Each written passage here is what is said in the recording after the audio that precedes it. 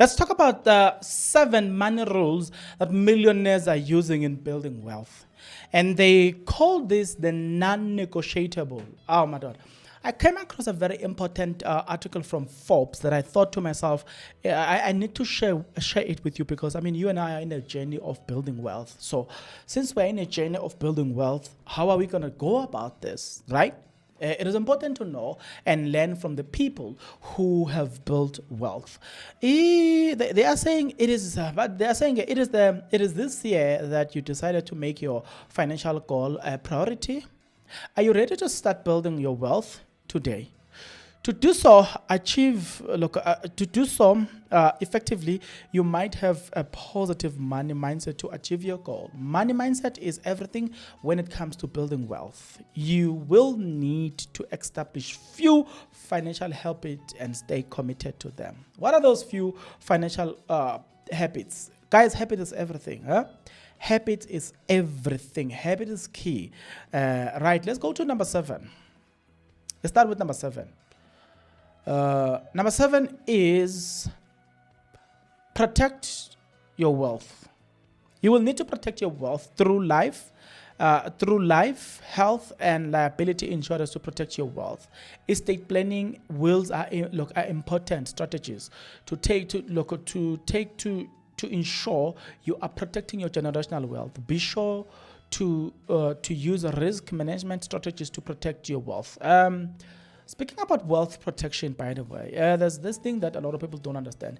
I was listening to somebody who says that a lawyer that was simply saying to people must understand this. When you marry in community of property, do not think that you're going to invalidate the rules of in community of property by creating a will that contradict the laws that governs that contract.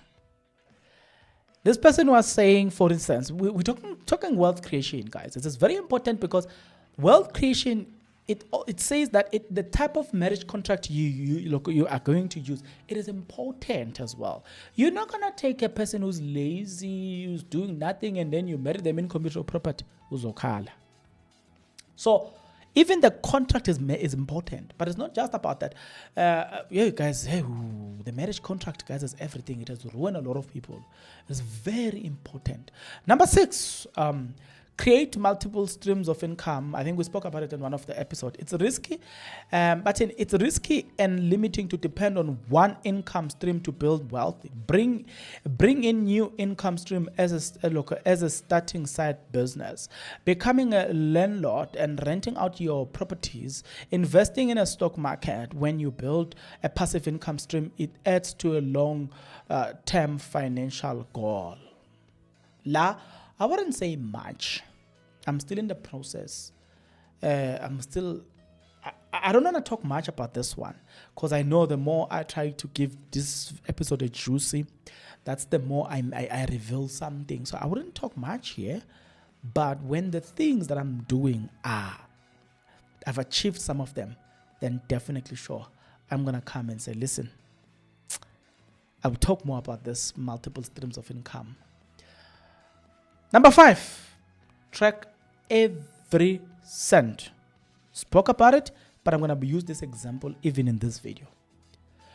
This may sound restrictive, but it is an effective way to stay on track with your budgeting and spending. You may use apps to help track your money. It helps you stay accountable to your finances. But there's something, guys, that I want us to know about this. I spoke about this story, but I think the story is more relevant.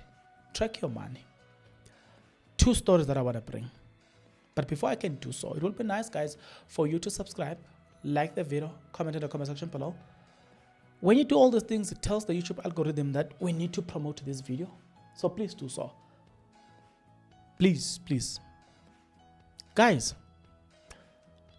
the other time I requested Uber, they did not return my money. So when they busy deducting the money, they took the money.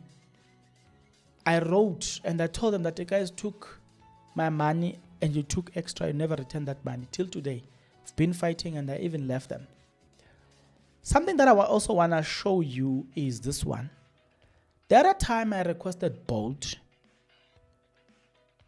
they debited double. I think it was 242.62 cents, if I'm not mistaken. The only reason why I was able to pick it up, it is because I read my statement. When there's a transaction that I don't understand, I go to the bank and seek explanation. Read your bank statement. Go through your bank statement. Understand unnecessary expenditures and understand where you might make mistakes. And lastly, do not forget, if you are buying online, never use your own card. I'm a victim of that. Never use your own card. Use the virtual card. Most of the banks now have this thing called virtual card. Use that thing. Number 4, use debt strategically. I'll tell you a story here. Debt can quickly drain your financial resources, so it is essential to use it wisely. Focus on leveraging debt for investment, such as expanding your business opportunities or acquiring income-generating assets, rather than for consumer spending. Avoid carrying a high-interest debt, and if you already have it, create a structured repayment plan to eliminate it as quick as possible. Smart debt management is a key to building perspective. I'll tell you this here. I myself, that is important. Let me start there. That is important. You can't build credit score except you have debt. It is very, very, very important. As important as it is, how you go about it is also equally important. So what I'm going to say is, I told myself that 2025, the first quarter, I'm interested in clearing debt. Even from the people that I owe, my interest is to clear that debt. I want to be debt free. That's my aim in 2025, first quarter. Then when it comes to debt, I met a guy at the bank who told me that there's a couple who are using debt to get wealth. They've got serious businesses. He was telling me that one of the bank gave them a debt of a credit year 10 million rand. They didn't take it. They went, and the day when they came back, they actually had an offer in a certain.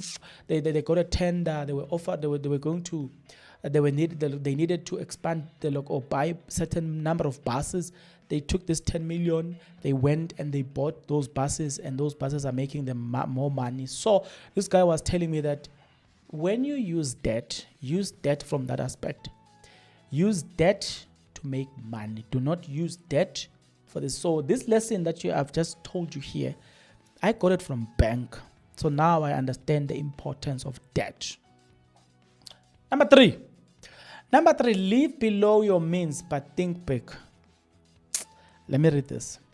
The most effective way to build wealth is by living below your means. This involves spending less than you earn and prioritizing savings as part of your budget. When your money starts generating returns, reinvest the profit. Allow you to continue growing your wealth by cutting out unnecessary purchases. It becomes much easier to redirect that money into investment that works for you. I wonder when it comes to such points. Living below your means. A lot of people, they get caught up in what we call it aspirations. Yeah, you want to live in Sandton? Yeah, can you afford it? Okay, I might sound jealous. You sound jealous because you're living in Fourways. You're living in Sandton because my address says Sandton. So you're living in Sandton. So you're sounding jealous. No, it's not jealous. It took me time to come here, prepared for this long ago. I did not just jump to do this thing. No, it took me time to come here. So don't rush. Take your time. And can I tell you a secret? I live where I live, but I don't have a car. Could have bought a car cash last year, but I chose not to. I bought all this equipment with that money because having this equipment is going to make me more money than buying a car. A car is just taking money away. Do I not want to buy a car? Definitely. Living below your means. Hey, this statement is very deep. Living below your means, guys. I have this plan in my mind. I wanna eat in a restaurant every week, but I wanna budget for that. Living below your means. Oh, but I wanna budget for that.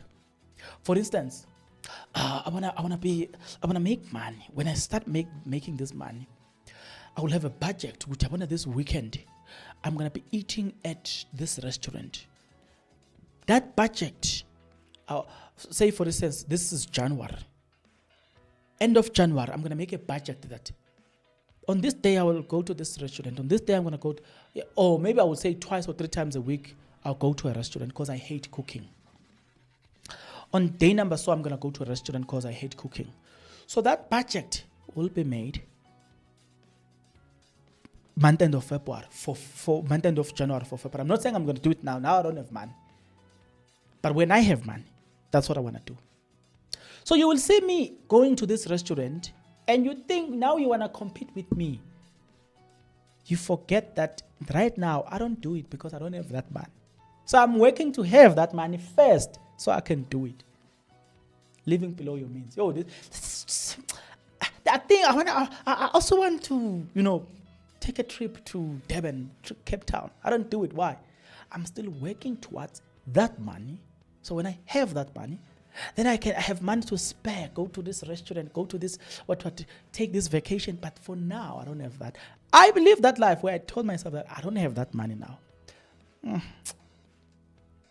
Number 2, invest early and consistently.